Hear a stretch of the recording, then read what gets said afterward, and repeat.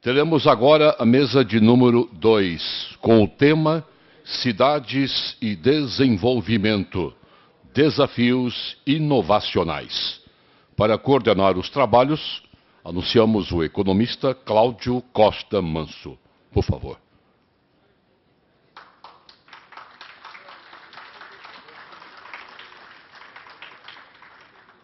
O relator desta mesa, Dr. Jacó Lampert, dirigente da FENAM, Federação Nacional dos Médicos.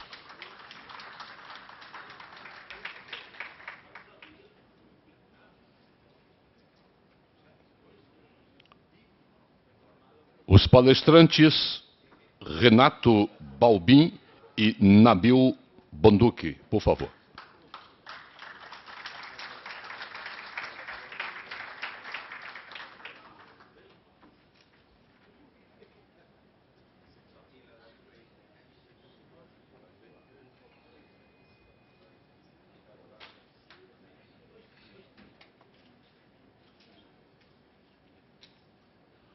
A palavra do coordenador da mesa, economista Cláudio Costa Manso.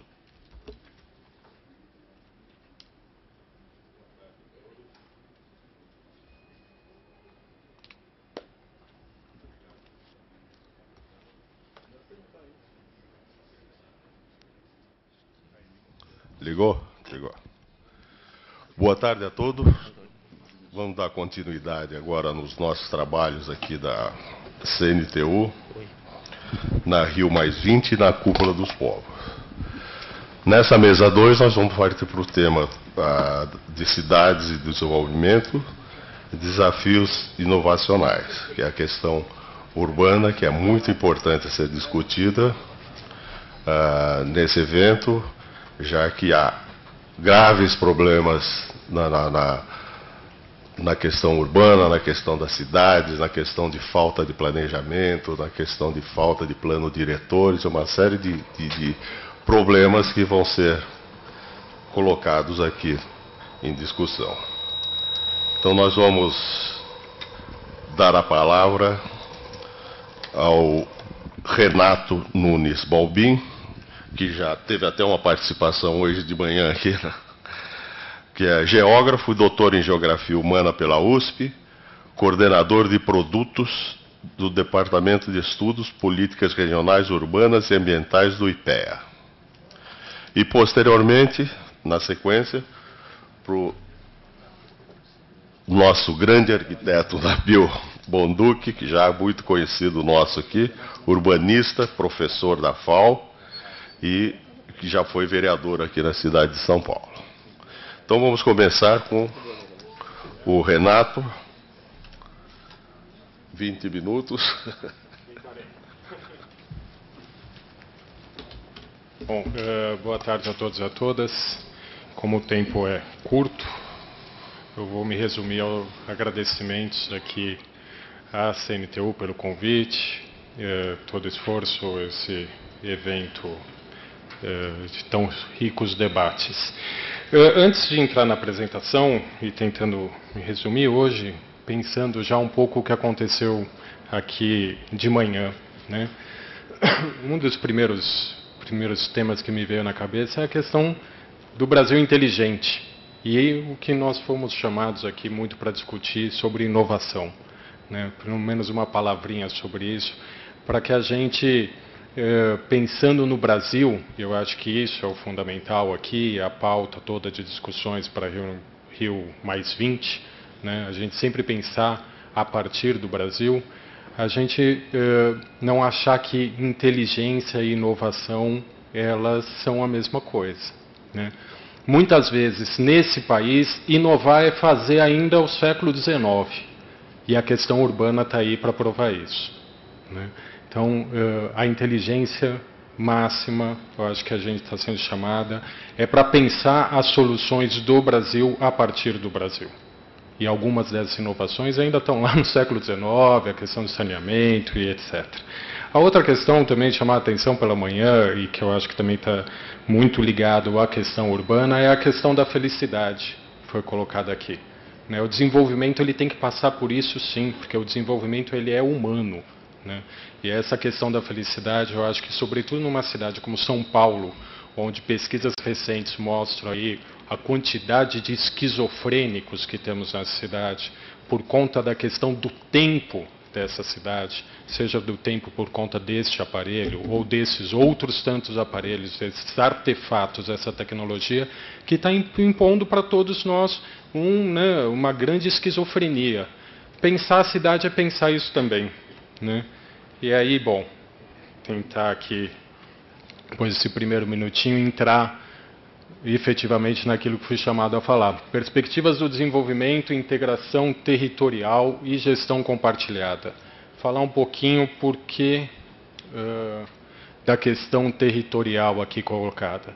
Eu puxei do documento da Contribuição Brasileira da Rio+20 alguns pontos, né, sobretudo sobre resultados a serem alcançados, que está lá delimitado nesse documento. Um deles é a erradicação da pobreza, o terceiro lá, fortalecimento do multilateralismo, o quarto, um reconhecimento do reordenamento internacional em curso, etc. Mas tem esse segundo, que eu acho que tem destaque, a plena consideração do conceito de desenvolvimento sustentável na tomada de decisão dos atores, né, econômico, social e ambiental, de forma a alcançar maior sinergia. E aí eu grifo, coordenação e integração entre as três dimensões do desenvolvimento sustentável, com vistas a superar a prevalência de visões ainda setoriais. É sobre isso que eu quero falar um pouco. Superar visões setoriais, coordenar, integrar, e as soluções das cidades passam, eu entendo, por isso.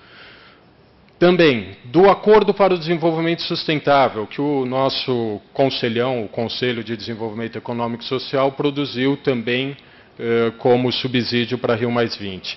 São 7 estratégias. Destaco a estratégia primeira, Agendas Nacionais para o Desenvolvimento, sendo que está lá, fortalecer o papel do Estado como indutor do desenvolvimento por meio de políticas integradas.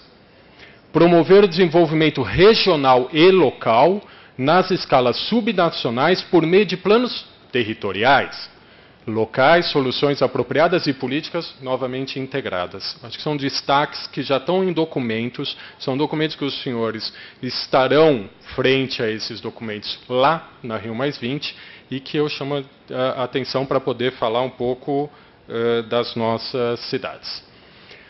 Bom, integração de políticas e o território. Alguns elementos aí fundamentais sobre o debate. Primeiro, queria falar que é um desafio elaborar políticas coerentes com a realidade nacional e que assegurem um projeto de desenvolvimento a partir dessas bases. E aí sempre pensando que estamos falando de Brasil e para o Brasil. Aí só uma notícia, o IPEA e, no caso, a diretoria da qual eu faço parte, está muito debruçada justamente nessa perspectiva. Para tanto, nós elegemos, e cada instituição, corporação, associações, etc., eu entendo que devam eleger seus conceitos fundamentais, aquilo que nos reúne, né? Neste caso, o nosso discurso se reúne em torno de um tema, que é o tema regional, né? Como o tema, o recorte que a gente possa fazer essa integração.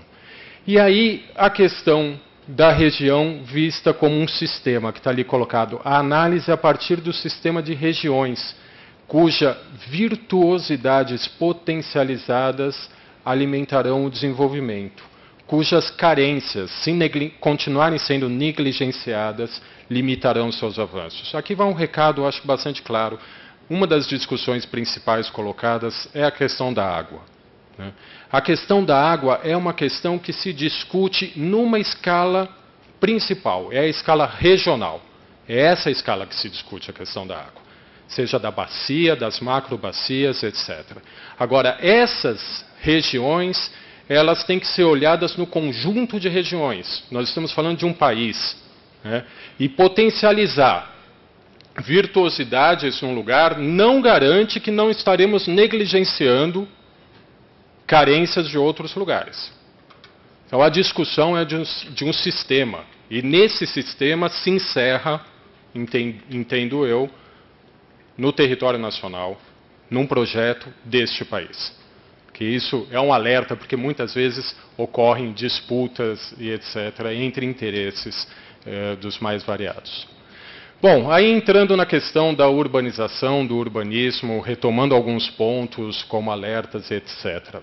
Primeiro, novamente, essas discussões têm que estar pautadas pelo entendimento do que é a cidade, o urbano, a inovação, etc., neste país. É um país marcado por desigualdades, segregações e exclusões, tanto no campo quanto na cidade. Essas são as marcas indeléveis da nossa formação social e econômica. As explicações têm que passar por isso, assim como as soluções também. Esse processo de urbanização, desculpa, ficou... bom, só retomando alguns pontos. Processo de urbanização que é super concentrado tanto no tempo quanto no espaço, eu não preciso ficar muito nisso, né? A partir aí do final dos 60 e 80, você tem uma inversão da curva, o verdinho é o urbano, o azul é a população urbana, o verde que decai é a população rural. Isso aconteceu no Brasil e é característica própria do Brasil. Nesse curto espaço de tempo, e no território brasileiro também localizado em alguns pontos do território brasileiro. A urbanização ela não acontece de maneira homogênea, difusa, qualquer que seja o termo. Ela acontece concentrada, sobretudo nas periferias pobres das maiores regiões metropolitanas. É aí que essa curva, num tempo curto, ela se localiza no espaço. É sobre isso que a gente está falando. Porque a água não é o problema. O problema é o modo que a gente está ocupando o território e consumindo a água. Vai falar que o problema é a água no Brasil? Consigo entender isso.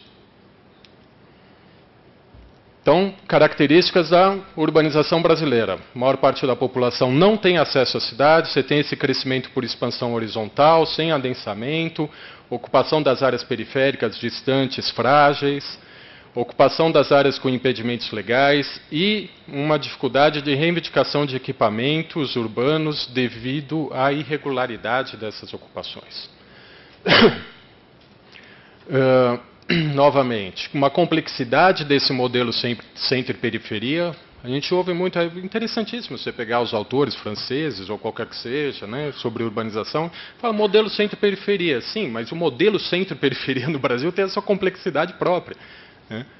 Muito, assim, você falar que modelo centro-periferia, se você olhar só para Alphaville, casa, mas Alphaville é uma coisinha, né, gente? Espera aí, olha para Guarapiranga, para Billings e tal, e vamos explicar a partir daqui. Áreas centrais e certos espaços escolhidos estão completamente legalizados, com infraestrutura, equipamento, acessibilidade, posto de trabalho, e as periferias, os senhores conhecem, como diz o pessoal do rap, periferia é periferia em qualquer lugar, é tudo igual mesmo. Entendeu? É isso. No Brasil, é periferia. As características estão ali colocadas. Né? Bom, áreas degradadas, periferia... E aí, na periferia, você tem áreas selecionadas, nas quais as condições de urbanidade estão garantidas para usos corporativos.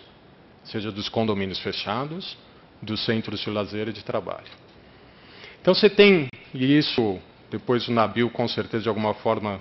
vai reafirmar, um aparato de planejamento, regulação e controle do uso e ocupação que só dialoga com uma parte da cidade, essa cidade dita formal, né, onde os investimentos se concentram, aumentando ainda mais o valor da terra e realimentando esse movimento. Então, o resultado é um movimento cíclico, progressivo e autoalimentado de periferização irregular em áreas não urbanizadas, ambientalmente frágeis, acompanhada da criação de vazios nos interstícios. Tem lá uma tese na FAO, já dos anos 90, que fala dos equipamentos expansores urbanos, né, que são esses investimentos que você sai da área urbanizada, coloca um investimento aqui e cria uma demanda para o poder público fazer a ligação. No meio disso, você tem a criação de um monte de vazio, de maneira especulativa. Então, quando hoje de manhã o Wagner falou o número de imóveis vazios daria para fazer o déficit, não sei o que, ainda citou o estudo do IPEA, que eu fiz, né? Justamente, espera aí, vamos devagar com o andor que o santo é de barro. boa parte desses imóveis vazios estão respondendo a uma outra lógica. E não é simplesmente... né? Essa coisa não é mecânica, se tira daqui e coloca dali. Bom, favores e negócios se confundem nessa cidade, na urbanização brasileira. As melhorias conseguidas através de muitas das reivindicações sociais, etc., né, geram novas ondas de acumulação e depois de expropriação. Isso, Lúcio Kovarik falava na década de 70. Né, e a gente tem que discutir isso como soluções para as questões urbanas, ambientais, etc., no nosso país, senão a gente vai ficar numa questão muito de maquiagem aqui. Né? Novamente, a questão da água não é um problema. O problema é como nós estamos produzindo a ocupação do nosso território, criando, entre outras resultantes, um problema com a água. Precariedades da ocupação e do acesso à urbanidade não são totalmente eliminadas, sempre. Isso é um processo aí, né, de dominação, sobretudo no campo político e eleitoral. Essa urbanização tem um efeito nefasto para quase todos. A ocupação de áreas de preservação ambiental, os grandes deslocamentos, o caos aí em todo o transporte. Vamos ficar falando que o problema do transporte, da mobilidade e tal. Lógico que a resultante é um problema. Mas, novamente, modelo de urbanização que a gente está colocando nesse país há 30, 40 anos. Mais, né? Inseguranças de diverso tipo e uma cidade fragmentada com criação de guetos e tal. E aí vem sempre uma grande pergunta, que eu aprendi com vários professores e de maneira política mais fortemente com a Raquel Ronick. Falta planejamento? Né? Que é um discurso que se coloca muito, falta planejamento. Parece que não tem planejamento, falta planejamento, não sei o quê. Quando você vai ver, você tem planos e planos e planos, né, que foram sendo feitos. O problema é que este planejamento está servindo para poucos interesses, alguns interesses, né, ou então ele simplesmente não serve. Por quê? Porque foi feito de uma maneira desconectada com a realidade brasileira. Você pega um bando de bibliografia importada, pega toda a tecnologia de indicadores, formulações, etc., coloca tudo e fala, está explicado. Referendei com todos os grandes pensadores, etc., está explicado. Agora, no que isso serve para a nossa realidade, para a nossa população, para os nossos anseios e para um projeto de desenvolvimento deste país. Porque também falar que não há projeto de desenvolvimento, eu acho um pouco absurdo. Qualquer sociedade tem um projeto de desenvolvimento. Vamos criar os canais para que a sociedade possa organizar e, com isso, né, expor e verbalizar o seu projeto de desenvolvimento. Então, se falta planejamento, não creio que falta planejamento. Né? Agora, tem um planejamento que serve para alguns. Já estou com alguns 15 minutos, né? Tentar ir fechando.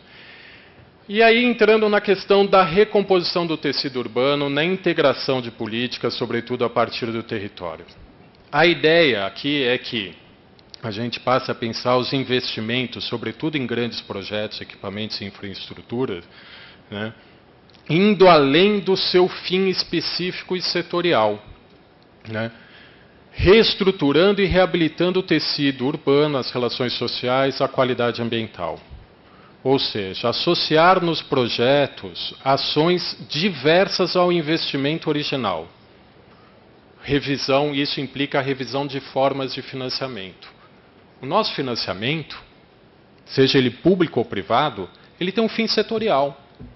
Aí você quer fazer saneamento, mas também uma pista de bicicleta, porque você abriu o buraco para pôr o cano, vai fechar o buraco, você quer colocar uma pista de bicicleta em cima. Não, não dá. Meu programa é de saneamento. Eu não faço bicicleta. Entendeu? Um exemplo um pouquinho banal, mas quando a gente vai vendo, isso acontece por quê? Porque a gente não está olhando a realidade na sua complexidade, a partir deste território. A tomada de decisão não deve se restringir também ao setor específico. Então, a natureza, novamente, intersetorial dos investimentos, ampliando benefício. E a superação da fragmentação, superação dos interesses corporativos, né? e para superar interesse corporativo é radicalizar, no termo correto, né, radical, radicalizar o controle e a participação social, né, porque, sobretudo, a partir do controle e participação social, a gente vai conseguir trazer quais são os elementos fundamentais daquele problema, a partir da identidade que o controle e a participação social trazem com o problema. Aí, entrando em integração. Integração simples, união. O que é integração? É a união, inclusão, reunião, articulação, integridade. Integração está ligado com integridade, ou seja, coesão interna. A visão setorial, a primeira coisa que ela faz é quebra a coesão interna, tirando a integridade do problema, né? E aí, o uso político, né, desses fragmentos de problema, ele se torna muito mais fáceis. Muito mais fácil. Porque você perde a integridade do problema, que está ligado à identidade, está ligado com quem sente o problema. Por isso a participação social. Combinação de partes que trabalham isoladamente, formando um conjunto que trabalha como um todo. Isso é integração. A integração pensada, se a gente for pensar a integração na política pública, pós-guerra, você tem toda a discussão da integração econômica, sobretudo na Europa, né? Da integração econômica, você passa para a integração de políticas, né? No entanto, com dificuldades, por tratar de diversas áreas do conhecimento. A integração econômica que se discutiu no pós-guerra europeu, a gente estava falando só entre economistas, e dentro de uma, entre aspas, ciência. Falar que o Sixu está aqui na minha frente, daqui a pouco, né, eu apanho aqui. Né? Integração de políticas na área urbana. Então é necessário um entendimento do que seja urbano e do que seja cidade. E isso também é muito importante para as discussões que estão aí colocadas. O urbano é um processo, gente. Um processo histórico. A cidade é um fato concreto.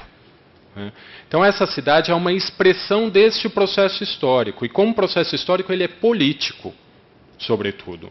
São essas as discussões e esses os debates colocados, os debates são políticos. Se a gente fica no fato, cidade, concreto, a sua expressão visual, a gente perde muito da explicação e também do debate. O conjunto da cidade trabalha como um todo, né? A política é que é a responsável pela fragmentação desse conjunto. Então o problema está na ordem política. E como problema de ordem política é um problema ético. Acho que é isso que tem que se discutir. E aí vem a questão. É integração de políticas ou integração do território? Essas fotos acho que discutem um pouco, né? A gente pensar na cidade como fato, integração aí desses territórios. Mas para isso que aconteça, a gente tem que fazer uma integração da política, fazer uma discussão da política, uma discussão ética. É viável isso? É esse o modelo de cidade que a gente vai continuar ao longo dos 10, 20, 30 anos próximos? Tem alguma viabilidade a gente discutir água, gente? Você acha que esse sujeito ele tem uma piscina ali, é o Morumbi, vocês conhecem. Ele tem uma piscina ali, e a favela está do lado. O problema não é da água. E os muros, né? Deve ter muita gente aqui que mora em condomínio fechado. Não vou, né, discutir com os problemas que existem de segurança, de poluição, não sei o quê. Um dia, quem sabe, eu ainda vá morar num condomínio fechado. Novamente, integração de política ou do território. Aí São Paulo, todo mundo conhece, né? Esse zoneamento excludente, elitista, injusto, né? Que estabelece o controle e o uso do solo naquele miolinho ali, que é aquela foto bonitinha dos jardins, né? Para que aquelas pessoas estejam na dita cidade formal. Que conceito é esse, gente? E aí eu brigo com os meus professores, Hermínia Maricato e tudo mais, formal, informal. Que conceito é esse? Se não um conceito utilizado justamente para excluir, você é informal. Que informalidade tem o sujeito lá? Com as regras de convivência, com as regras do trabalho, etc., que ele teve que estabelecer para conseguir construir a casa dele. Que informalidade é essa? Com todas as regras que não estão escritas em lei, mas que estão estabelecidas, que o sujeito não pagar um mês de aluguel, ele está fora. queria ver o mercado de aluguel dito formal, se tivesse uma regra desse, o preço do aluguel estava lá embaixo. E a gente vai discutir spread bancário, né? Política urbana e integração territorial. Então tá aí, a cidade funcional, essa dos zoneamentos e tudo mais, né? Resultando numa cidade fragmentada, mas que tem um cotidiano que é integrado. O problema do sujeito lá, na periferia, da água, é o meu problema aqui. E eu não vou resolver isso só estando atrás de um muro ou colocando belas diretrizes e princípios numa conferência. As urgências, a necessidade, ou seja, a questão prática, versus os direitos e cidadanias, que são as questões difusas, né? Chamando um pouco a atenção para essa discussão.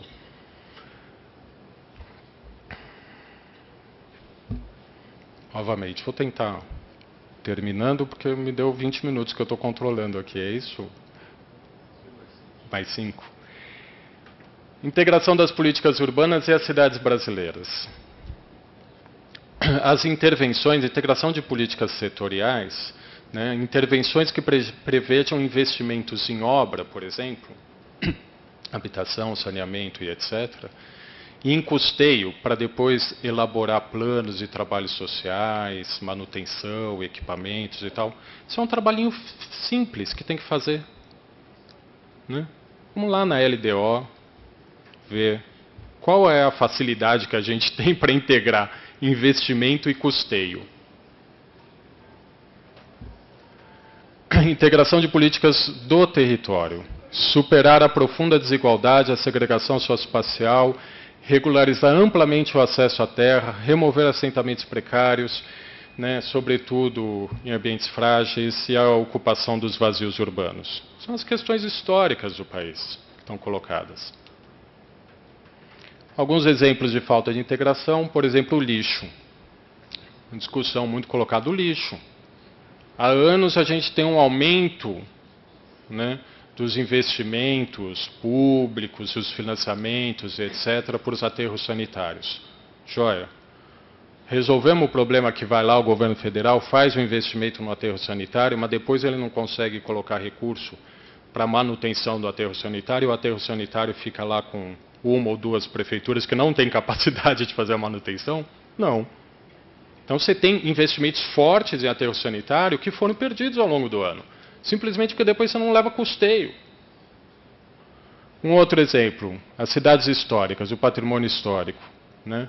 Muitas vezes você consegue recuperar a fundo perdido, com investimento, mas depois como é que você mantém, né?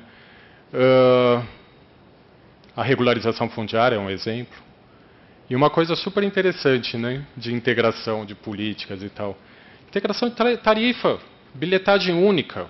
Então a gente vai discutir inovação para quê? Eu coloquei isso aqui, assim, inovação nessa perspectiva, né, daquilo que está no século XXI e tudo mais. Você tem tecnologia para fazer integração de bilhetagem hoje, mas assim, ó, extremamente fácil, e Nokia e tudo mais vende isso baratíssimo hoje já. Porque já está, né, superado, eles vendem isso super barato. Agora, por que não se faz? E será que é esse o trabalho primeiro que tem que fazer? Ou será que a gente tem que pintar a faixa de transporte no chão, faixa para travessia e etc? De vez em quando, foi isso que eu comecei. Eu falei, inovação, muitas vezes a gente tem que fazer inovação ainda do século XIX, início do século XX. Atores da integração, só chamando a atenção, o poder público, lógico, de maneira vertical com a cooperação federativa entre os entes, e isso é um problema que eu não vou, lógico, abordar, afinal já passei um pouco no meu tempo. E de maneira horizontal entre os programas e ações. Um outro ator, lógico, sociedade civil, e aí ela é chamada para participação, controle social e responsabilidade social. Por quê? Porque você vai chamar o sujeito que vive o problema. É essa contribuição da integração que a sociedade civil organizada pode dar. Ele tem a capacidade de traduzir o problema sem ficar pensando no problema de investimento e custeio que o sujeito lá do poder público está pensando. E o capital privado, e aí você tem alguns avanços, né, hoje, Sobretudo, eu entendo que é avançar muito no público não estatal. Você tem uma série de desafios. Eu acho que eu vou pular um pouco os desafios. Vou voltar. E aí, eu vou pincelar só para acabar com esse tal desse modelo, alguns dados desse modelo, porque hoje de manhã falou muito de transporte e mobilidade. A gente vê, ó, cidade do Rio de Janeiro, a matriz da mobilidade dos anos 50 a 2005. Olha o que é... o primeiro lá é bonde, né? Você saiu de 649 milhões de viagem, ano, para zero. Trens, em 55 anos você não subiu nada. E aí você fica vendo o Rio de Janeiro lá, pipocando o negócio de trem a toda hora, né? É porque são as mesmas linhas. Aumentou um pouquinho o número de pessoas, só que também o maquinário é quase o mesmo dos anos 50. Acho que dá problema, né? Ônibus, exponencialmente, automóvel, então nem se fala. É esse modelo. Aí, dificuldade e desafio, né, desse modelo. A gente vai ver cada uma dessas curvas. A que sobe mais é vendas de moto. De 98 a 2008. Parte tudo, né, de 100. Olha a curva de moto que sobe, olha a curva de automóvel que sobe e o número de passageiros transportados em ônibus, o que acontece ali em amarela. Agora, esse modelo já era conhecido na década de 70. Como eu falei aqui, citei outros, né, o Covari, que tem tanta gente que já falava desse modelo da urbanização brasileira na década de 70. Não fizemos nada. E aprofundamos ele no momento de desenvolvimento, de crescimento econômico dos últimos 10 anos. E nada indica que vai mudar. Aqui a questão também do individual e do coletivo no transporte. Aqui a questão dos custos de acidente. Eu não vou entrar, mas assim, é uma pesquisa do IPE interessantíssima de ver. Só para falar, e com isso eu acho que eu vou acabando, que eu já estou tomando aqui mais um puxão de orelha. Com os custos de acidente e falar que problemas a gente está discutindo. Senhores, a preços de hoje, os custos de acidente só no meio urbano no país equivalem a 7,2 bilhões de reais. Há uma outra pesquisa do IPEA falando do lixo, do descarte, a questão de um programa para os serviços ambientais, inclusive feito com o MMA. Só em alguns produtos, alumínio, etc., que seriam recicláveis, você teria o não desperdício de 8 bilhões de reais. Completamente factível. Lógico que você não vai tirar todos os acidentes, mas se reduzir isso aqui para 3 bilhões, né, é bem factível. A gente tem muita economia aí para fazer, só com algumas discussões deste modelo, algumas discussões de cunho evidentemente político. Muito obrigado, desculpe passar um pouco do tempo.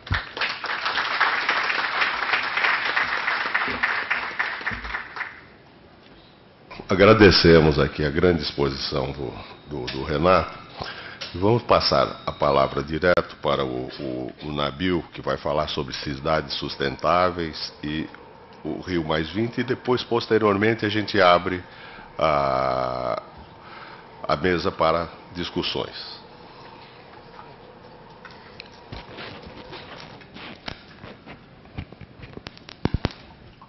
Bom, boa tarde a todos e a todas. Queria cumprimentar a CNTU, Sindicato dos Engenheiros, agradecer o convite que está aqui hoje com vocês para discutir um pouquinho sobre as cidades, a inovação e falar um pouquinho também da Rio +20, aproveitando inclusive o fato de que no último ano eu estive como secretário de Ambiente Urbano do Ministério do Meio Ambiente, muito com a função de criar e desenvolver uma agenda relacionada com cidades sustentáveis, com sustentabilidade urbana no Ministério do Meio Ambiente. E nesse período, que foi o período de preparação da Rio +20, discutimos muito a importância desse tema, né, o tema das cidades sustentáveis, o tema da sustentabilidade urbana, do meio ambiente urbano, do desenvolvimento urbano sustentável, ele ter um maior protagonismo nos debates da Rio+20, ter um maior protagonismo também no próprio Ministério do Meio Ambiente. Na verdade, o Ministério do Meio Ambiente, ele, historicamente, e ainda hoje, podemos dizer, apesar desse trabalho que nós temos feito, ele não dá grande, né, protagonismo para a questão das cidades. Está desligando aqui sozinho. O meio ambiente do nosso país, ele está ainda muito associado com a ideia das florestas, dos recursos hídricos, da biodiversidade, do patrimônio genético, né, uma série de questões fundamentais, né, uma vez que o Brasil é uma potência ambiental, é um dos países com maior capacidade, né, de, se for bem gerido, se for gerido de maneira inteligente, de equilibrar o desenvolvimento com o meio ambiente e com a inclusão social, ou seja, se equilibrar nesses três pilares, né, que às vezes parecem em contradição, e o nosso grande desafio do projeto de desenvolvimento brasileiro é o desafio de realizar, talvez falando aqui, recuperando um pouco o que o Renato falou, recuperar aquilo que era talvez a nossa agenda do século XIX, que era a agência do crescimento, do desenvolvimento, né, a agência do século XX, que é a agenda da inclusão social, e a agenda do século XXI, que é da sustentabilidade e da preservação ambiental. Quer dizer, nós temos um desafio de fazer, num período curto, cumprir essas três etapas importantes e cumpri-las de maneira articulada. Né? E isso, né, hoje não se coloca, né, não pode deixar de se colocar nas cidades como uma questão extremamente importante. Não só por aquilo que está no próprio informe aqui que vocês elaboraram, né? As cidades, hoje, elas reúnem em menos de 1% do território, né, o texto fala em 2%, mas a gente, no Brasil, é menos de 1% do território nacional que é ocupado pelas cidades, ele agrega 85% da população.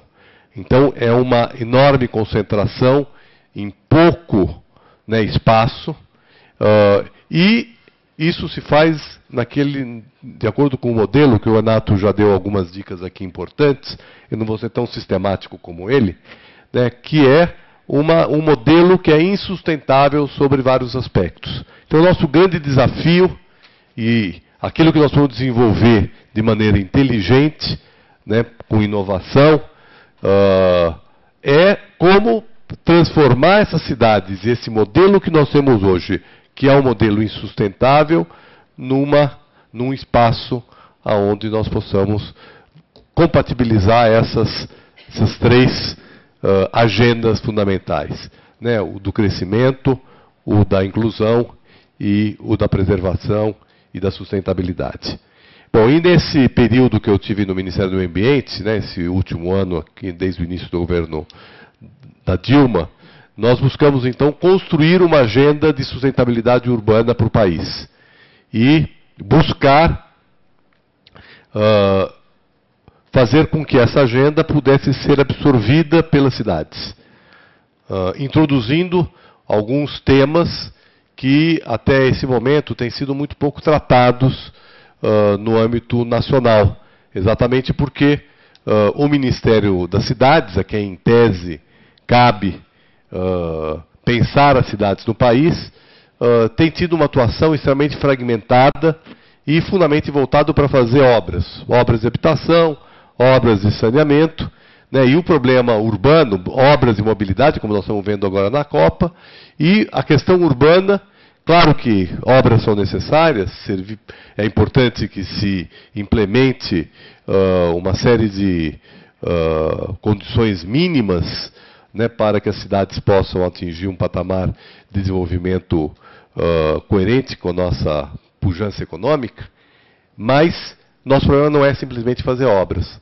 Nós vamos pensar um novo modelo de cidade e nós precisamos também discutir que obras nós queremos, com que perspectiva de desenvolvimento para as cidades nós temos. Então não basta simplesmente fazer obras. Então nós desenvolvemos uma agenda baseada em 8 eixos, né, 8 eixos de sustentabilidade urbana. Um deles, nós já temos uma lei nacional muito avançada, que é a Lei Nacional de Resíduos Sólidos. A questão dos resíduos sólidos, ela tem hoje uma enorme presença na nossa sociedade. Todos os cidadãos geram resíduos, todo o setor produtivo gera resíduos. É fundamental que se dê um novo enfoque para essa questão. Então, um dos eixos é o eixo dos resíduos sólidos. A nossa lei nacional estabelece metas, né, até 2014 terminar com os lixões, implantar a coleta seletiva, implantar a logística reversa. Então, essa é uma agenda, de certa forma, construída e que coube a nós implementá-la, né, desenvolvendo o Plano Nacional de Resíduos, os programas, avançando um pouco nos acordos setoriais em relação a resíduos sólidos. Mas essa é um dos eixos da agenda. Além desses, nós temos, né, e eu não vou aqui poder me alongar muito em cada um deles, portanto eu vou mais citar do que desenvolver. Um deles é a questão da mobilidade sustentável, ou seja, não basta simplesmente termos mobilidade, nós precisamos pensar que mobilidade nós precisamos e podemos ter. A questão da construção sustentável, que não se limita às novas construções. Não adianta falar simplesmente, bom, vamos fazer então as novas habitações, ou Minha Casa Minha Vida com coletor solar. Né? Nós temos que pensar essa questão de uma maneira mais ampla, incluindo todos os 60 milhões de domicílios que já existem no país. Como é que eles podem serem pensados para incluir a questão da sustentabilidade com uma enorme relação com a questão da energia, e não é só a geração de energia. A gente vê, por exemplo, construções como esta, né, e outras, né, onde a gente só funciona com ar-condicionado, só funciona com iluminação natural, né, portanto, o nosso padrão de construção é um padrão, né, assim como o nosso padrão de mobilidade, também é um padrão que exige uma grande quantidade de energia. E se nós pensarmos de maneira prospectiva, né, aonde nós vamos parar, quer dizer, de onde nós vamos tirar as fontes de energia, né, para alimentar essa necessidade que a nossa sociedade está requerendo. Né? Portanto, nós temos que pensar uma nova forma, né, de construir, uma nova forma de se habitar. Outro eixo importante dessa agenda diz respeito à questão da gestão das águas nas cidades. E nós não precisamos ir muito longe, é só ver todos os verões o que acontecem com as enchentes, né, em geral geradas por um processo de ocupação territorial que impermeabiliza geradamente o solo, que não cria condições para que aquilo que são as bacias naturais funcionem no seu regime hídrico natural, e que, portanto, né, tendem a gerar progressivamente problemas. Quanto mais as cidades se expandem, elas se expandem gerando mais solo impermeável, e quanto mais solo impermeável, mais a vazão, e, portanto, os canais são insuficientes, mesmo que muitas vezes refeitos há pouco tempo. Né? É só nós vemos aqui o caso do Tietê, que periodicamente, né, de 10 em 10 anos no máximo, ele tem que ser rebaixado, tem que ser alargado, tem que se fazer algum tipo de obra que é tida como definitiva e logo em seguida deixa de ser definitiva. Né?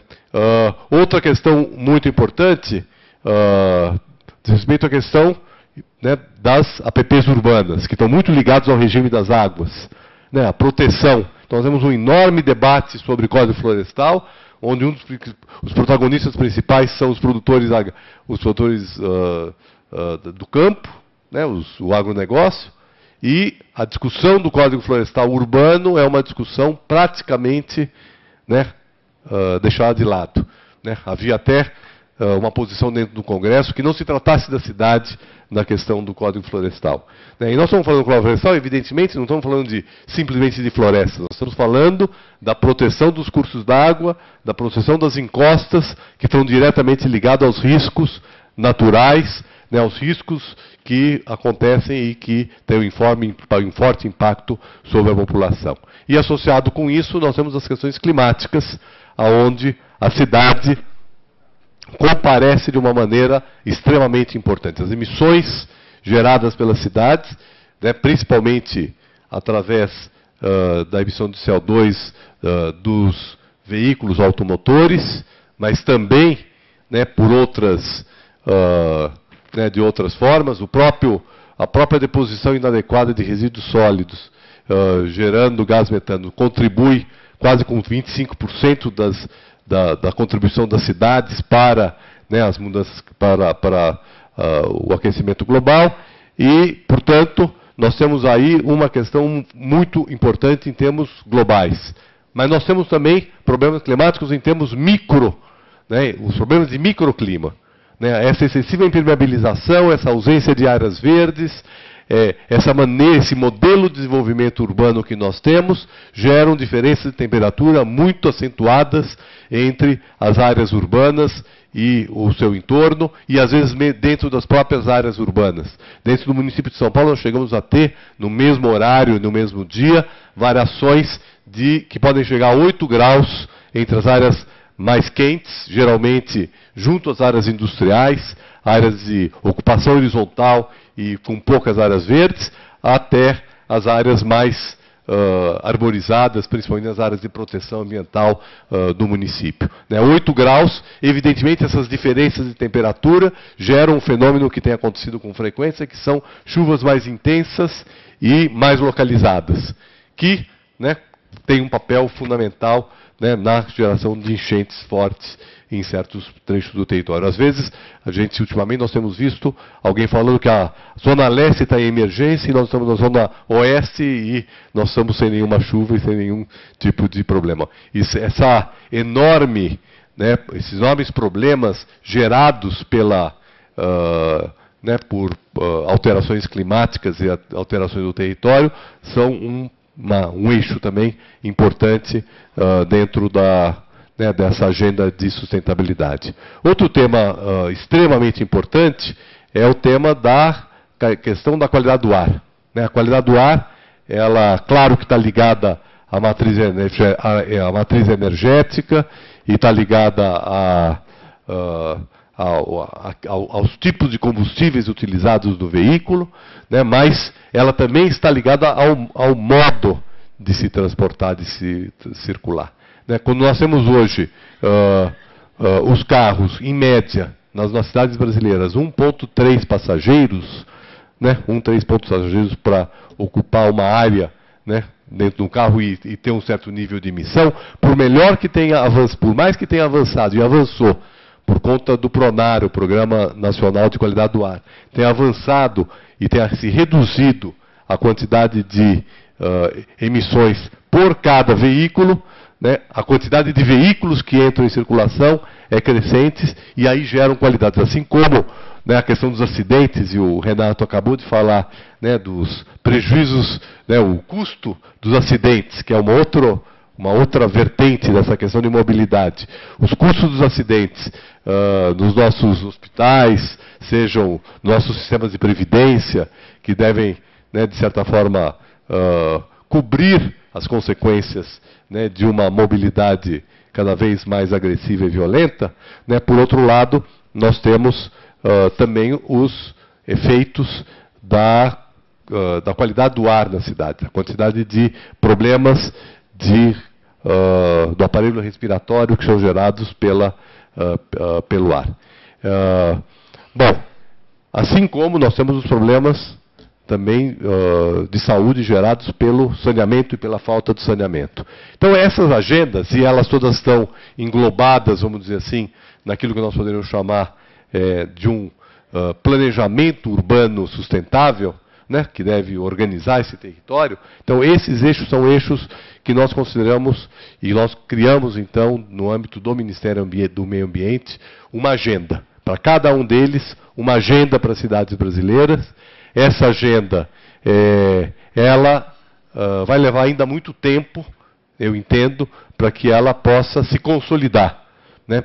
Em alguns temas, eu acho que ela está avançando bastante, porque nós já temos lei nacional, aliás, depois de 20 anos, né, como o Renato falou agora há pouco, né, tem questões que nós somos muito atrasados, né? Depois de 20 anos de debate no Congresso Nacional, nós temos uma lei nacional de resíduos sólidos, temos uma agenda nacional de resíduos sólidos, né, temos metas, né, temos definido quais são as responsabilidades de cada segmento da sociedade, qual é a responsabilidade do poder público, qual é a responsabilidade do setor privado, qual é a responsabilidade do cidadão ou do consumidor. Ou seja, nós temos aí uma agenda construída em nível nacional e estamos numa etapa de difundir isso para que os municípios, os estados e os municípios incorporem essa agenda nas suas pautas locais, né? Assim como o setor produtivo incorpore, né, a questão de que se ele produz aqui uma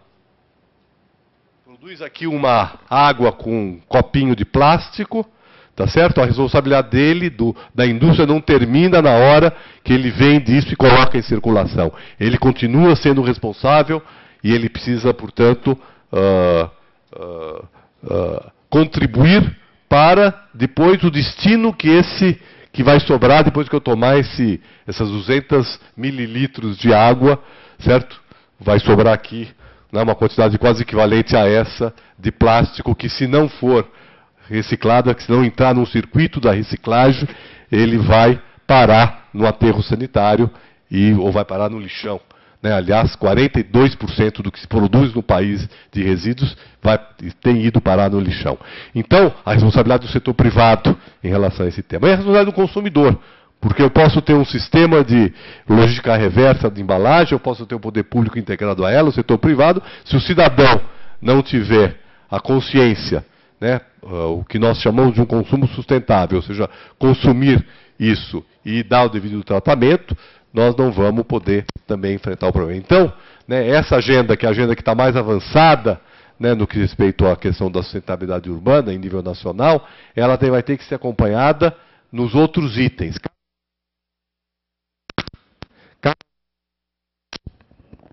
Alô?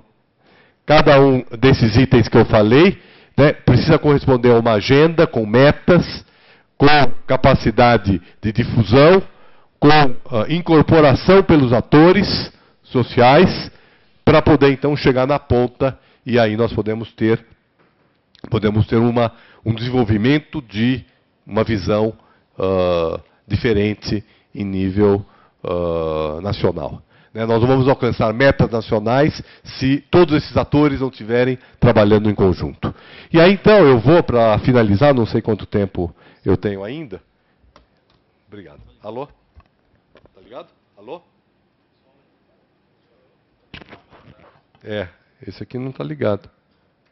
Bom, então, para finalizar então a minha contribuição, né, como é que o SUD se relaciona com a Rio+20? Né, bom, em primeiro lugar, né, nós precisamos colocar essa problemática no âmbito dos debates internacionais ligados à Agenda de Desenvolvimento Sustentável. E quando eu falo isso, melhorou bem. Odeio o microfone fixo. Acho que é mania de professor. Bom, embora pareça óbvio, né, que nós precisamos colocar a questão das cidades na agenda do desenvolvimento sustentável, isso não é tão claro assim. Tanto que o draft zero, né, o rascunho zero da Rio+20, quer dizer, que é o documento base, que é a primeira versão do documento base, que será resultado da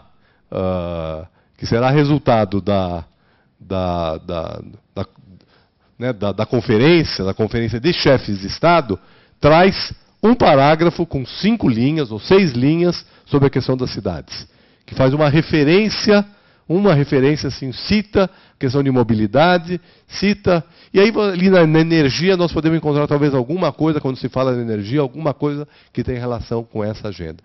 Não se fala de resíduo sólido, não se fala de questões absolutamente fundamentais, se a gente for pensar as cidades do mundo, que vão reunir, né, como todos sabem, até 2050, mais de 2/3 da população do mundo. Né, e que hoje reúne já 50% da população do mundo. Tá certo? Então, com um agravante, né, como eu falei aqui no início, né, a agenda da inclusão social ela é uma agenda que, se não for bem equacionada e resolvida, ela vai agravar os problemas de sustentabilidade urbana.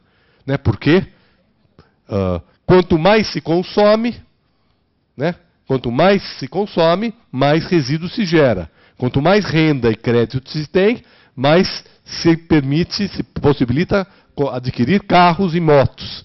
Né? Quanto mais as pessoas têm renda, elas, mantido o mesmo padrão, querem áreas maiores para viver. Né? E tudo isso significa, né, crescentes custos ambientais.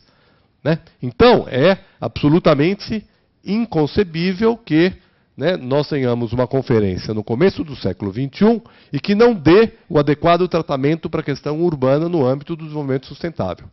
Né? Segunda questão. O governo brasileiro buscou, e nós tentamos contribuir para que essa pauta que eu falei aqui para vocês, muito rapidamente, que ela pudesse estar incluída, né, dentro da Rio+20. Dentro do documento da Rio+20, não fomos, pelo menos até esse momento, bem-sucedidos. Né? Nós não, né, os negociadores brasileiros, né, não foram, e a gente tem que ter claro que é um documento que é um denominador comum de 190 nações. Tá certo? E ainda pautado, vamos dizer assim, por aquilo que, né, que é visto como a questão ambiental de maneira um pouco mais tradicional. Então nós precisamos introduzir, né, com força isso. E o caminho para isso, né, acho que até no nome desse seminário aqui, né, fala da cúpula dos povos, certo? Então, o caminho que eu vejo, né, para que nós caminhemos para pelo menos na Rio+30 ou na Rio+40, isso ganhar o espaço que merece e que precisa, é nós problematizarmos essas questões no âmbito dos debates que a sociedade civil vai fazer. Né? Então, o governo brasileiro criou já os diálogos, né, os diálogos pela sustentabilidade, que não é exatamente a Rio+20, mas é um momento oficial, tá certo? E um dos temas é o tema da cidade sustentável, que está inserida, né, um dos 8 diálogos, 9 diálogos agora, que foi acrescentado mais um, é da cidade sustentável, e, portanto, esse vai ser o momento. Cada um desses diálogos vai gerar 3, vai emitir, estarão presentes pessoas de...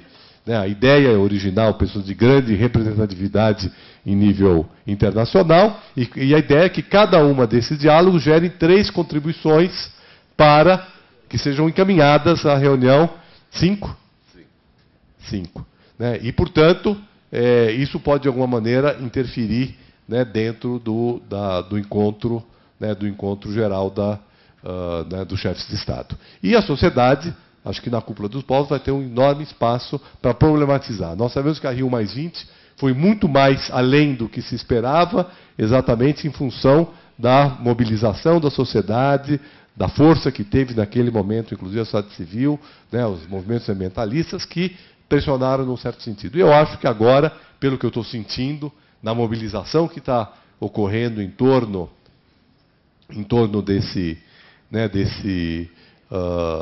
da Rio+20, acho que nós podemos ter um processo muito acentuado, muito forte, né, em relação ao que vai acontecer no Rio de Janeiro no mês que vem, e talvez a gente possa fazer com que esses temas urbanos, que é a questão das cidades, ganhem maior espaço, maior importância, até mesmo no documento das Nações Unidas. E aonde a gente quer chegar? Né, onde seria o lugar ideal para nós chegar? Assim como nós buscamos, em nível nacional, nesses 8 eixos, estabelecer indicadores. Né? E a nossa ideia é nossa ideia, a nossa proposta, né, no Ministério do Meio Ambiente. Eu já não estou mais no meio ambiente, mas implantei essa semente e começamos a colocá-la em prática. Cada um desses eixos vai estabelecer, então, seus indicadores e estabelecer metas para as cidades. Né? Assim como existe a meta de 100% do resíduo em aterro sanitário e não em lixão. Essa está na lei, é mais forte. Né? Estabelecemos, por exemplo, o índice para até 2014 de coleta seletiva. Então tem um indicador previsto para 2014, para 2018, para 2022, de 4 em 4 anos, tem os indicadores que estão previstos no Plano Nacional. Nós temos que trabalhar com os indicadores. Né? Adoraria a gente ver, por exemplo, né, um indicador que colocasse uma meta da quantidade de viagens feitas por transporte público.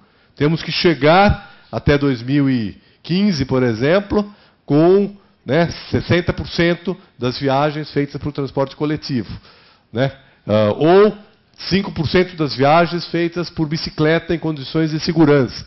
Ou 3%, sei lá quanto seria possível, considerando, evidentemente, as especificidades e a diversidade da nossa rede urbana, porque a nossa rede urbana é muito... Então, assim como, de alguma maneira, nós estamos trabalhando, né, com a ideia, no Brasil, de estabelecer, né, horizontes para que as cidades se tornem mais sustentáveis, um documento ou um compromisso em nível internacional poderia estabelecer isso em nível planetário. Tá certo? E me parece que é fundamental. Né? Me parece que a médio prazo nós não temos outra saída se nós quisermos continuar vivendo no planeta Terra. Por futuro, que nós tenhamos metas em relação a esses aspectos, para que se possa viver de maneira adequada nas cidades. A realidade de se viver em cidade me parece impossível, inescapável. Continuaremos vivendo em cidades. E para nós vivermos em cidade com menor qualidade, com menor impacto, com maior qualidade de vida, nós vamos ter que alterar o nosso modo de vida, o nosso modo de consumo e o nosso modo de produção. Né? No limite, né, nós vamos, né, continuamos, né, na velha questão do século XIX, que é a questão da utopia. Nós temos que construir nossa utopia, com a questão de que se essa utopia não for alcançada, provavelmente nós não teremos sobrevivência mais no planeta Terra. Obrigado.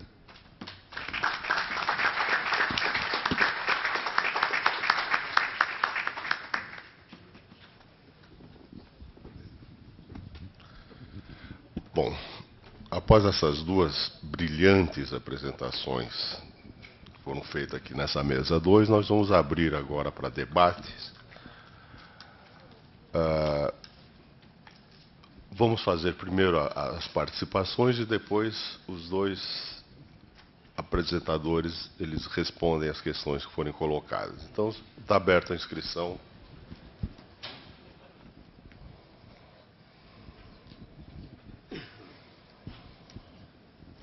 Eu acabei de ouvir a grande explanação aqui do Renato, né, do Nabil. E, primeiramente, aqui vamos parabenizar aqui a CNTU, né, de promover esse grande debate, e o sindicato aqui dos engenheiros, né, que está na vanguarda aqui também das grandes realizações e dos grandes debates aqui. Né. Pela falta, vamos dizer, de investimento de política pública aí no transporte aqui em São Paulo, que deu que o Renato falou aí dos acidentes, que nós temos uns dados aqui, que coloca a cidade de São Paulo em primeiro lugar, vamos dizer, em violência do trânsito aqui na cidade. Né? Só para ter umas ideias, a gente andou pesquisando 191 países do planeta. Né? O ano passado aqui, o ano 2011, morreu 40 mil cidadãos aqui no país em acidentes, vamos dizer, de trânsito, uma verdadeira guerra. Né? E cerca de 290 mil que está em cadeira de roda, né?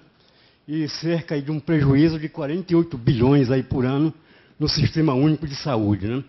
A cidade de São Paulo está em primeiro lugar no ranking, né, de toda a cidade do planeta. Aqui foram mortos 10 mil cidadãos aqui, em acidente de trânsito, né?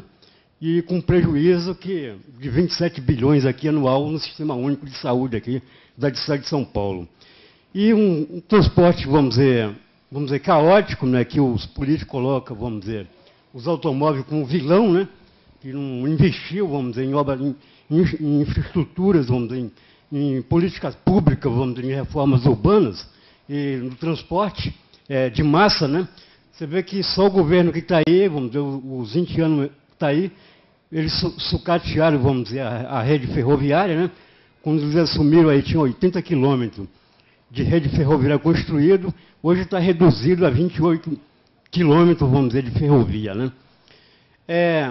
Aí eu pontuei, não vai dar para pontuar tudo aqui, vamos dizer, porque o tempo não dá, tem muita gente para falar. Mas vamos dizer, 1.450, vamos dizer, cidadãos aqui, desses 10 mil, foram mortos, vamos dizer, na madrugada, vamos dizer, que a gente pesquisando através das drogas e uso de álcool, né, abusivo, né? Aí eu comparei, vamos dizer, a Israel, que vive numa guerra entre o Hezbollah e o grupo Hamas, né, e outros grupos revolucionários, morreram 418, vamos dizer, cidadãos no Israel todo. Vamos dizer, só, vamos dizer, os acidentes pelo uso de drogas e álcool, que chegou aqui 1.500 aqui na cidade de São Paulo, ultrapassa, vamos dizer, o país de Israel, né?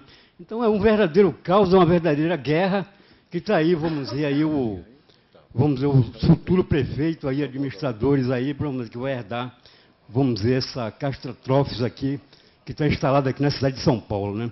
A prefeitura hoje, o governo atual, tem dinheiro. Agora não investe em política pública, né? O dinheiro está sobrando, é porque incapacidade e não sei o que acontece, em todo lugar tem dinheiro, só que não são aprovado na Câmara, mas esse dinheiro, vamos dizer, não são investidos nessas infraestruturas, né?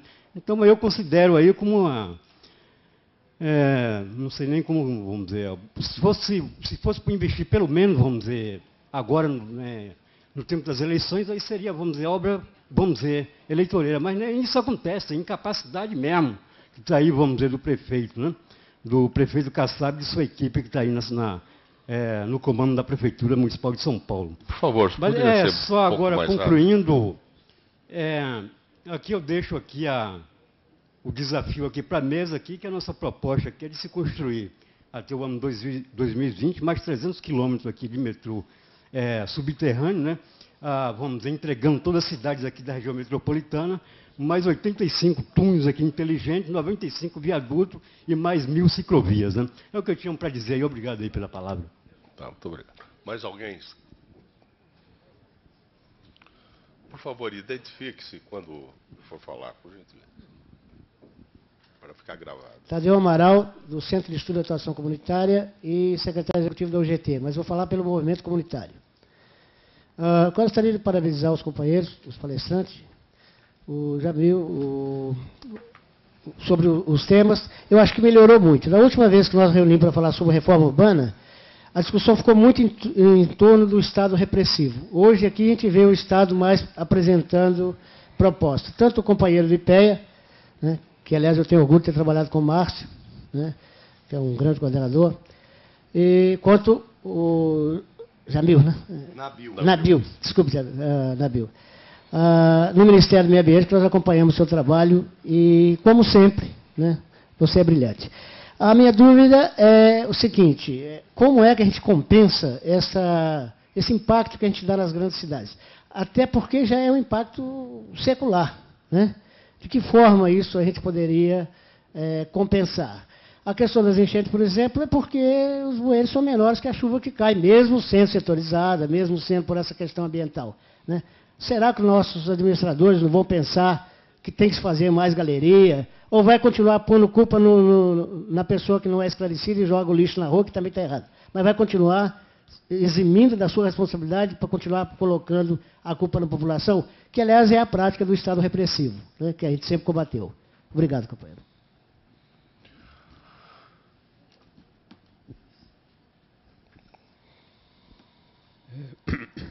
Boa tarde, meu nome é Marcelo, sou professor do EasyTech, da Instituição de Ensino Superior que está sendo gestada pelo sindicato, né, dos engenheiros de São Paulo. E eu gostaria de fazer uma seguinte argumentação, indagação, com relação à parte, digamos, do território e da gestão das águas. Minha formação é engenheiro civil, tenho doutorado na área de saneamento e recursos hídricos, e já passei pelo IBAMA, né, por um bom tempo na região amazônica, inclusive implantação do curso de engenharia ambiental e engenharia civil também naquela região.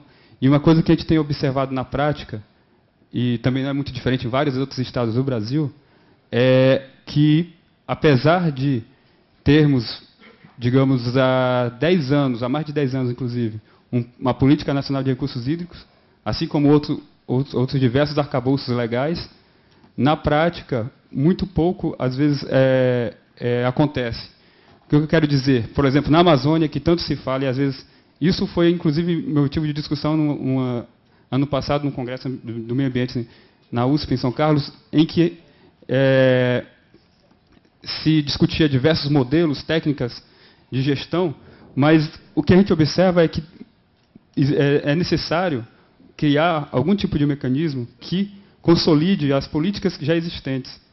Porque é inconcebível, por exemplo, na região norte, como eu conheço com mais propriedade, e mesmo na centro-oeste, norte, ou seja, na grande parte do Brasil, e eu sei que São Paulo também não é, às vezes não há tanta diferença, a questão da gestão das águas, enquanto um plano estadual de recursos hídricos ou comitês de bacias, só vem a reboque de crises ou conflitos intensos entre atores municipais, privados, industriais e da questão agrária. E justamente isso que digamos, incomoda. Existe um arcabouço já pronto, que deveria ser gestado, e na prática o que a gente observa é uma inexistência, pelo menos na região amazônica, que tanto se fala com relação à água, praticamente não há gestão das águas. Existe muita discurso, né, e leis, mas a gestão na prática não acontece. E claro que isso também, de certa maneira, acontece nas diversas bacias hidrográficas pelo Brasil inteiro, e inclusive com grande dificuldade para as microbacias urbanas, né, que é justamente os problemas que nós enxergamos em todas as grandes cidades brasileiras. Então, a indagação é quais mecanismos que poderíamos discutir ou colocar dentro desse âmbito maior da Rio+20 como uma política ou como uma força de pressão para que isso aconteça. Porque senão a gente vai estar sempre discutindo muitas outras inovações, digamos assim, de modelo de gestão, mas na prática não caminha. Né? Há um descompasso entre toda a teoria e a aplicação dessa teoria que está sendo criada. Ok. Ok. Agora para ele. Posso falar daqui mesmo? Bom, em primeiro lugar, boa tarde. Meu nome é José Carrijo. Sou diretor de finanças da Federação e sou suplente aqui da diretoria da CNTU. Primeiro, eu quero parabenizar os expositores, parabenizar a CNTU por essa ousadia de estar fazendo esse debate de suma importância, né, que está na ordem do dia, que acho que esse é o caminho para que a gente possa, de fato, alcançar aí a sociedade que a gente deseja, e a CNTU está tendo essa ousadia de tentar contribuir com isso. Mas eu tive aqui a manhã toda e ouvindo atentamente, a gente percebe uma coisa. A gente tem uma série de políticas já pré-estabelecidas, né? As coisas parecem que não avançam. Não avançam porque a gente tem alguns diagnósticos para determinadas situações, discutiu a questão do lixo, dos resíduos sólidos, da questão da floresta, questão da mobilidade urbana. Nós perpassamos aqui por todas essas questões. A gente está vendo, me parece, que o pano de fundo dessa problemática toda ambiental não se discute em profundidade. O que eu quero dizer? Nós não tratamos a causa dessa situação hoje, que é o modelo de desenvolvimento. Para mim, tudo está, na minha avaliação, na minha modesta avaliação, essas questões todas estão sentadas no modelo de desenvolvimento. Vide o Código Florestal, que foi aprovado agora na Câmara dos Deputados, atendendo a um modelo de desenvolvimento centrado nos interesses, né, da bancada ruralista. Estou falando da questão rural. Para a questão urbana também temos um modelo de desenvolvimento que atende a alguns outros interesses, né, mercadológicos, mercantis, que me parece que isso é o pano de fundo dessa questão toda, e não só no Brasil. mas no mundo inteiro. Não é? Ele se dá em função muito mais da questão dos interesses econômicos, e aí a questão do modelo de desenvolvimento que a gente tem estabelecido no país e no mundo. Eu acho que aí sim é a questão de fundo. A pergunta é, como é que nós, brasileiros, aqueles que estão envolvidos mais diretamente, estamos indo para essa discussão, né? Como é que o governo brasileiro, se é que podemos ter essa informação, está indo para essa discussão de botar à mesa essa questão, uma discussão mais aprofundada nesse modelo de desenvolvimento, nas matrizes energéticas utilizadas, e etc., etc., que está levando esse caos que a gente vive aí. Então, eu queria ouvir assim, um pouco essa linha de raciocínio que nós teremos agora de estar apresentando, o governo brasileiro estará se colocando aí nessa questão da Rio +20, e mais precisamente na Rio +20, onde estarão lá os chefes de Estado.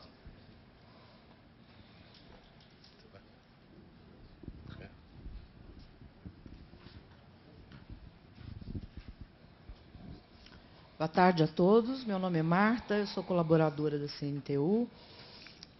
Eu queria saber do Balbin, se ele pode explicar um pouquinho melhor por que a gente não pode contar com os imóveis fechados. Eu vi que tem uma restrição. Quero, inclusive, ler seu trabalho, porque o que a gente normalmente faz essa conta, né? 10 mil imóveis fechados, 7 mil estão sem, ainda sobra 3 mil. O que essa conta está errada? O número que eu dei foi fictício. E do Nabil, eu vou colocar a seguinte questão, referenciando também com o que o Balbin falou antes, que o planejamento regional é integrado. Agora, dentro disso aí, o papel da cidade, que o Nabil foi vereador em São Paulo, fez um belíssimo trabalho na produção do plano diretor. E a gente viu que naqueles poucos anos ali, a cidade pôde ter um avanço que hoje, sem nenhuma parte interessada, nenhum partidismo, eu estou falando o que eu sinto como cidadã. A gente vê assim, como que em 2 anos uma governança local pode fazer coisas surpreendentes. Quer dizer, se a gente não tivesse feito os corredores de ônibus, por exemplo, naquela época, o que seríamos de nós hoje, né? Porque não foi feito nem mais 1 quilômetro desde então.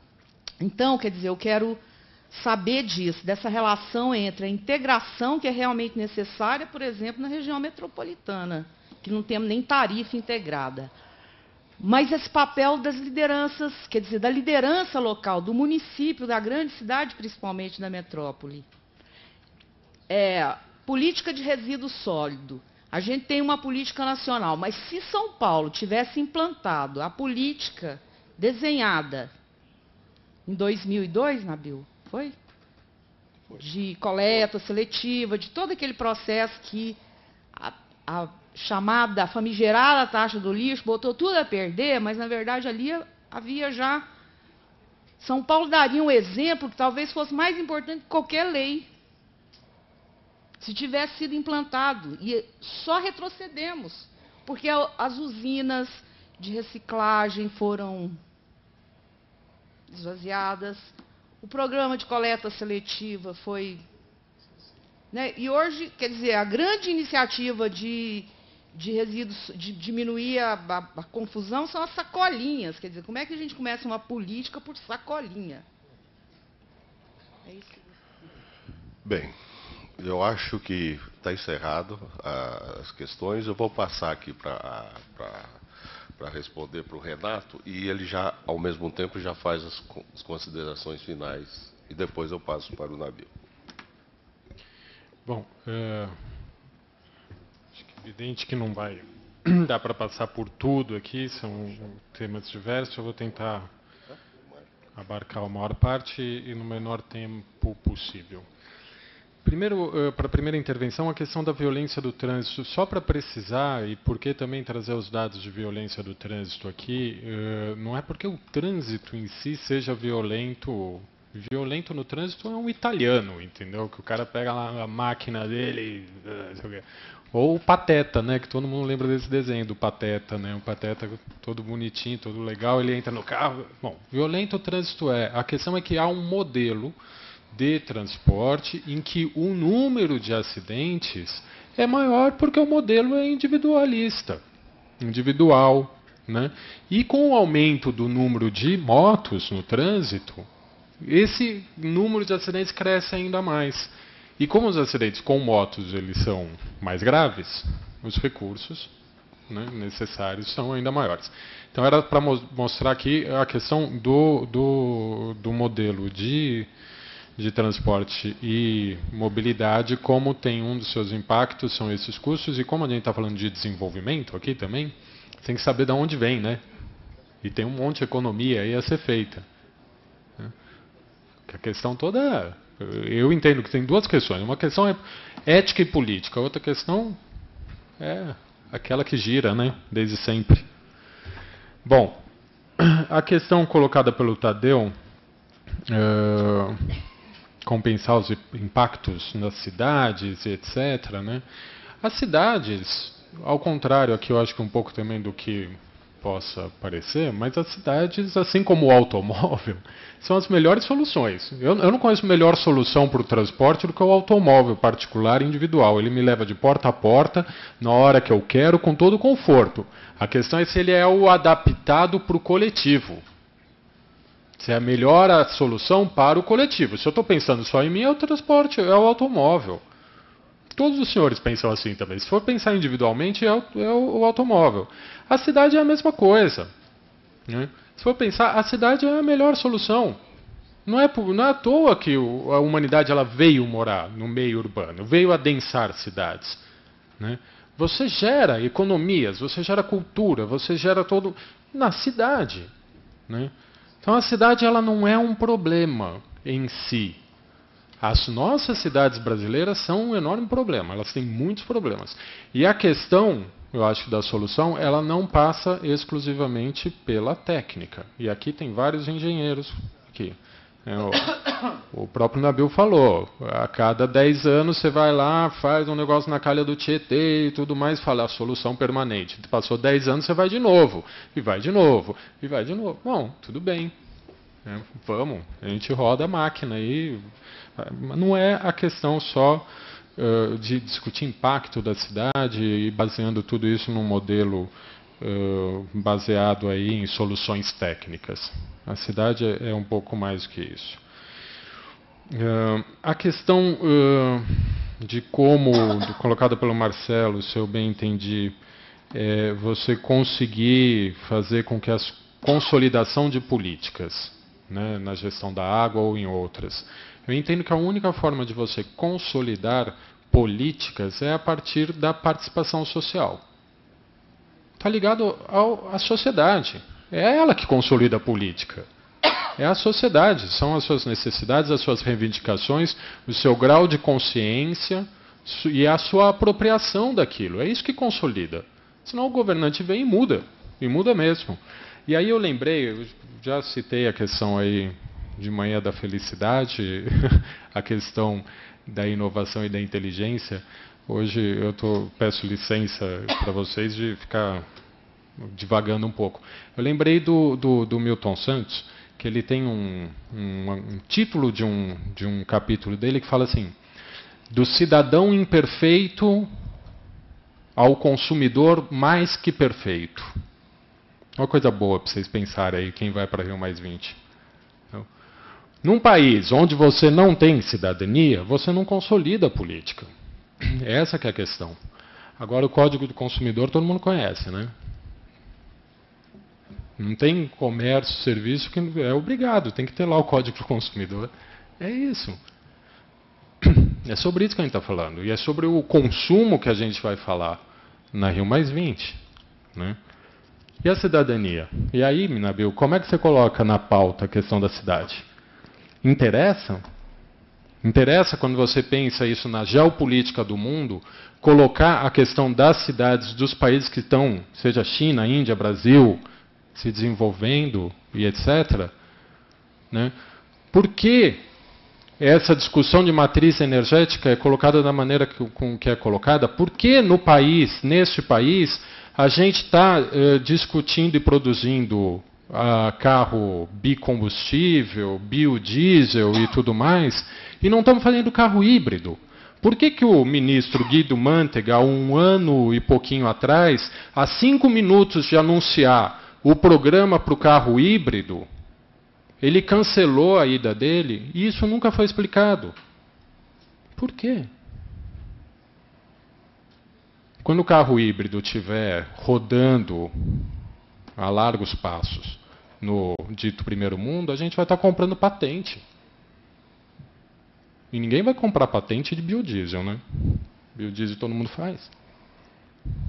Não. Onde o cidadão imperfeito é o consumidor mais que perfeito. Modelo de desenvolvimento, a questão do José Carrijo, aí, eu acho que vai um pouco esses interesses econômicos todos. Eu não vou entrar para não ficar me atendo e gastando e tomando mais tempo dos senhores. E a questão dos imóveis, Marta, é uma questão extremamente complexa. Eu tive a oportunidade de trabalhar muitos anos com os imóveis vazios, sobretudo os imóveis públicos, sejam eles da União ou do INSS. É uma questão assim que tá meio que entrou como vírus aqui dentro, etc. Eu acho que a gente podia continuar a discussão, mas para não deixar também de falar, por que esses imóveis não encaixam? Não é uma coisa mecânica, você tirar daqui e colocar ali. Primeiro, pela localização desses imóveis, né? Não necessariamente eles estão localizados onde você tem a demanda habitacional. Tá? Em números relativos, se você for ver em porcentagem, os maiores números de imóveis vazios estão localizados em pequenas cidades do interior, deprimidas economicamente. É lá que eles estão. Então, quando você pega lá os 5 milhões de déficit, 7 milhões de imóveis vazios, não sei o quê, você vê, em números relativos, está tudo no interior. Tudo onde você tem áreas deprimidas economicamente. Né? Lógico que em números absolutos, esses imóveis, o maior volume deles está ou no centro de São Paulo ou no centro do Rio de Janeiro. E aí iniciam uma série de outros problemas. Né? Muitos desses imóveis com passivo, né? Enorme aí, jurídico e etc.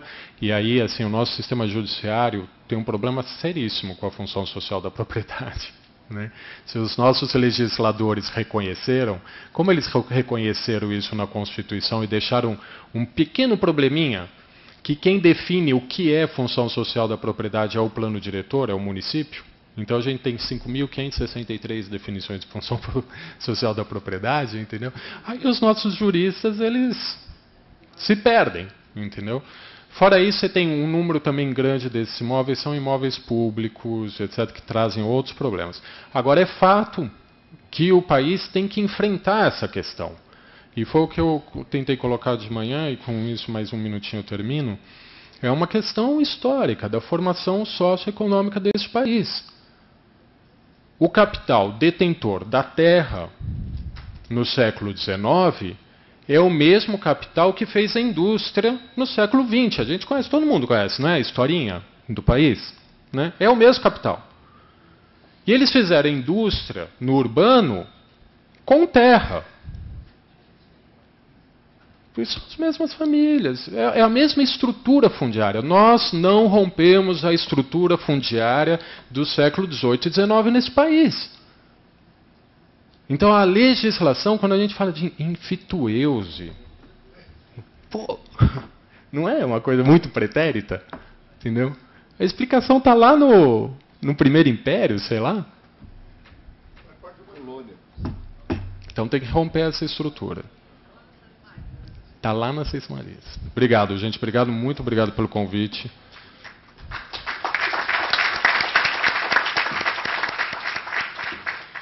Agora o Nabil. Alô, oi. Bom, eu não vou responder perguntas assim uma por uma. Tentar fazer uma discussão mais geral, principalmente a partir da questão levantada aqui pelo José Carrizo, né? Porque eu acho que, na verdade, nós estamos... a grande discussão mesmo que nós temos hoje é a discussão de qual é o modelo de desenvolvimento que nós vamos construir. Sabendo que não é simples, né, não é simples que a arquitetura desse modelo de desenvolvimento. Porque a sociedade ele é resultado, os governos, tudo, são resultado de uma correlação de forças que é absolutamente, vamos dizer assim, onde todos os atores participam. E não é por acaso que nós temos um modelo de desenvolvimento como esse.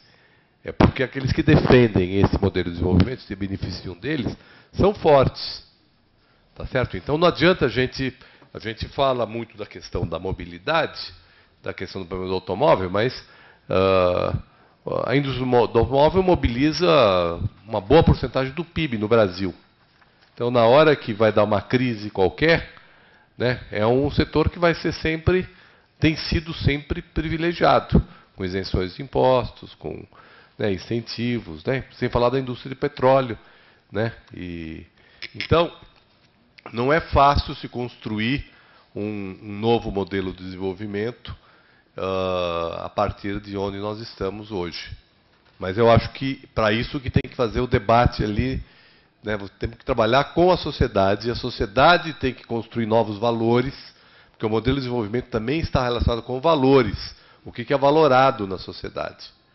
Então, né, durante muito tempo, por exemplo, vou dar um exemplo aqui, um contra-exemplo, que talvez nos ajude a pensar um pouco. Durante muito tempo, fumar dava valor. Quando eu era adolescente, tinha, sei lá, 12 anos, 13 anos, o menino que fumava ele era mais valorizado que o que não fumava. Certo? Assim como, né, ainda pelo menos a maior parte da população, ainda é valorado quem tem carro. Então as propagandas, isso reflete muito das propagandas, né, como elas são expressas. Então, né, é um valor, é um valor que está colocado. E esse valor se relaciona com o modelo de desenvolvimento e com o interesse. Agora, na questão do cigarro, por exemplo, né, a gente vê que hoje deixou de ser um valor fumar, certo? Né, porque aí a sociedade se convenceu e foram feitas leis, mas acho que não são só leis. Alguém falou aqui que a lei é feita e depois ninguém cumpre, etc. Mas a lei tem um papel. Senão não seria, assim, eu já tendo passado pela Câmara, eu valorizo a questão da lei, porque eu acho que a lei, de alguma maneira, ela deveria ser, ela não tem sido no nosso país muitas vezes, mas às vezes até ela é também. A lei, ela deveria ser o grande consenso da sociedade.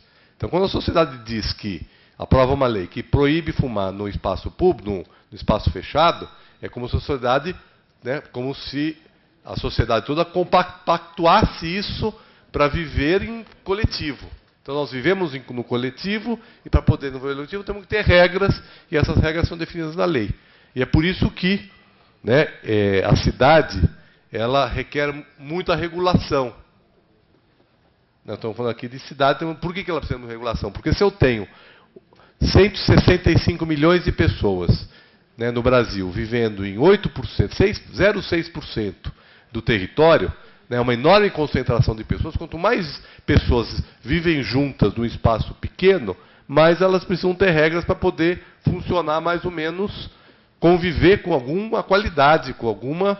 Né, se as pessoas não conviverem com essas regras, nós vamos ter um caos, vamos ter situação, né, que é o que acontece na maior parte dos cidades do mundo. Né, quando a gente fala que o Brasil está muito atrasado, o Brasil não está muito atrasado no mundo. O Brasil está numa posição de intermediária para cima. Né, eu fiz alguns trabalhos na África, por exemplo, no ano passado, né, conheço algumas cidades da Ásia, né, e a condição das cidades no mundo, e são as cidades que mais crescem no mundo, são as africanas e as asiáticas, são muito piores que o Brasil. Né? A gente fala de acidente aqui no Brasil, mas o Brasil tem regras de trânsito, funciona, tem passarela, mais ou menos, né, meio mal feitas, muitas vezes não respeita, etc. Mas você vai para a Índia, por exemplo, não tem nenhum tipo de regra de trânsito. Você vai para as cidades africanas, o resíduo sólido é 100% em lixão, quando não é espalhado em qualquer lugar. Então, as cidades do mundo, eu estou falando do mundo porque a gente estava aqui num evento aqui de Rio Mais, então, para pensar no mundo como um todo, às vezes a gente subvaloriza, nós subvalorizamos. Eu acho que nós temos aqui alguns avanços, e temos um avanço muito importante, que é uma sociedade democrática e uma sociedade que debate, se organiza. Então, nós temos leis, eu estou vendo aqui o Chico, que é o meu grande, né, guru, né, em muitos aspectos. Então nós temos leis aqui que nasceram da iniciativa popular. A própria emenda popular da reforma urbana, né, ela nasceu de uma iniciativa popular. Né, tem uma lei da ficha limpa que nasceu de iniciativa popular. E a gente sabe que quando uma lei nasce da iniciativa popular, ela nasce muito forte. Né? Tanto que, com todos os problemas que tem, a lei da ficha limpa vai demorar um pouquinho, mas ela está se implantando no país de maneira ampla. Então, né, eu acho que nós vamos construir um modelo de desenvolvimento, não vai ser o governo brasileiro que vai conseguir chegar na Rio+20, né, e impor um modelo de desenvolvimento para o conjunto dos países. O governo brasileiro, em primeiro lugar, precisa ser convencido de que precisa ter um novo modelo de desenvolvimento. O governo brasileiro, quando eu estou falando assim, o governo como um todo, quando a gente fala de governo brasileiro, parece que ele é uma coisa uniforme, certo?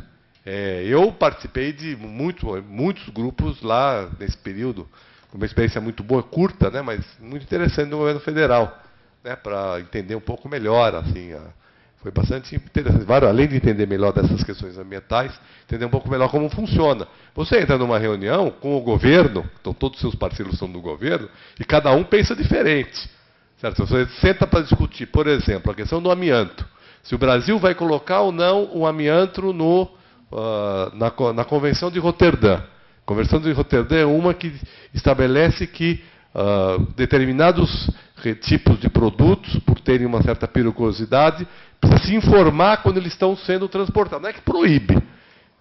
Tem que informar que ele tem que ser trabalhado. E o Ministério do Meio Ambiente senta na mesa defendendo que seja levado essa posição, e o Ministério da Minas e Energia senta e fala que não, porque existem interesses da indústria, das mineradoras de amianto de Goiás, e que, então, o governo brasileiro, frequentemente, tem posições diferentes. No Código Florestal, a posição do Ministério da Agricultura é diferente do Ministério do Meio Ambiente. Certo? Então, né, o governo brasileiro, então, só respondendo a tua pergunta, o governo brasileiro, né, para ele avançar, a sociedade tem que avançar. Né? Nós temos que colocar claramente que para a sociedade se desenvolver, vou usar o termo desenvolver, né, mas no sentido amplo do termo desenvolver, nós vamos ter que adotar um novo modelo, não é só de desenvolvimento, temos que ter um novo modelo de vida, o nosso modo de vida. O Renato acabou de citar um exemplo claro. Nós estamos acostumados com o modo de vida que é usar o automóvel, porque o automóvel individualmente é melhor, de fato ele é mais fácil para a gente se deslocar. Tá certo? Mas é inviável todos os cidadãos se deslocar de carro. Ainda mais quanto mais cidadãos tiverem carro, que é a tendência, que é bom, porque você está incluindo mais gente.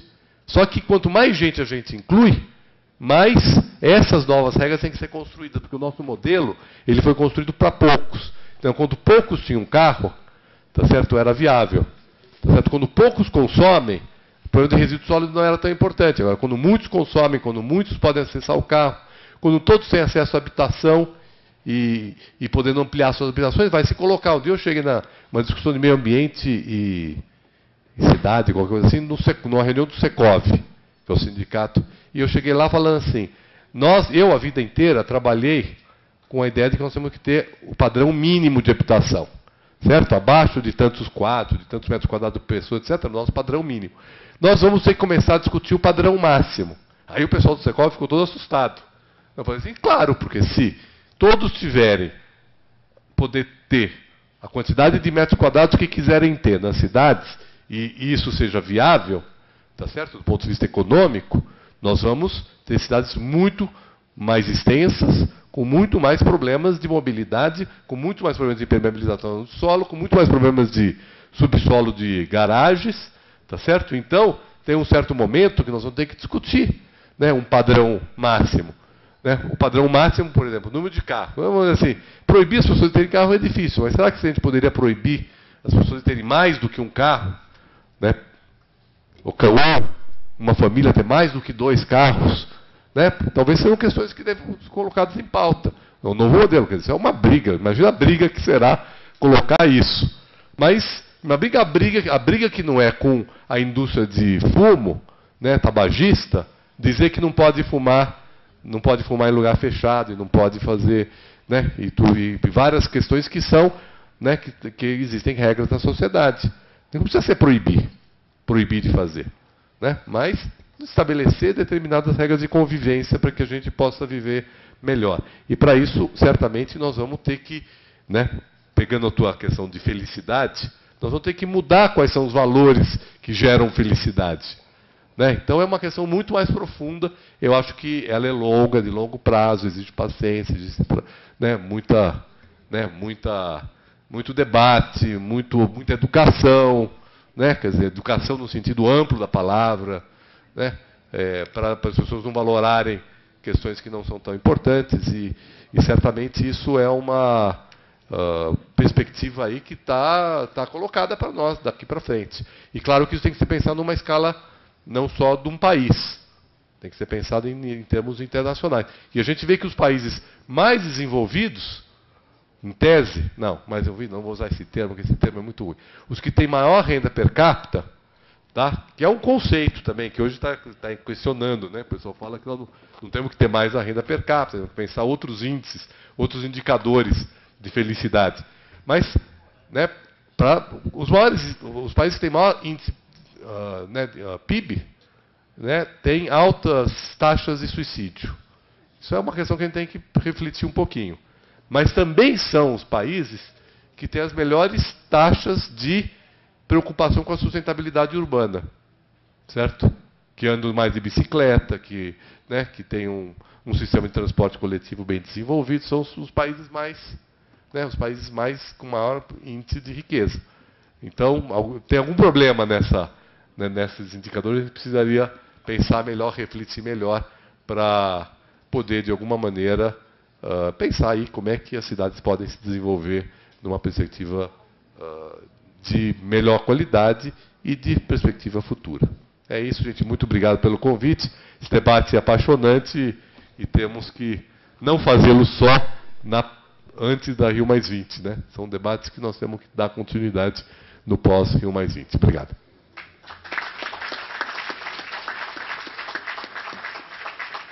Bom, então, pela CNTU, agradeço a exposição do Renato Balbin e do Nabil Bonduc, e encerramos as apresentações da mesa 2 aqui. Muito obrigado a todos.